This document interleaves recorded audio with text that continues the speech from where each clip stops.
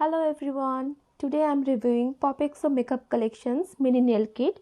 This is by MyGlamm. I have chosen the kit Dreamin. They have come up with 6 or 7 different kits. In this kit you can get 5 different pastel shades nail pots and they are in the shade Cloud9, Retrograde, Bubble Yum, Sundays and Matcha. Now the brand claims this nail polish gives long-lasting wear, high gloss effect that gives you at home manicure a salon-like shine, but my personal experience is something different.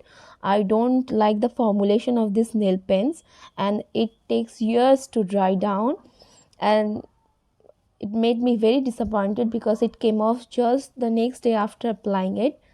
But considering the price, you can't really expect much because this 5 nail pots retails for 249, and obviously there's always some kind of sale going on here and there. So I personally bought it at 174. So each pot retails for almost 50 rupees, you can say. Even the applicator is not that smooth, it gives scratch like finishes. So my all over experience is not that great, but the colors are really very cute and you can try it out, but it's up to you, you wanna invest or not.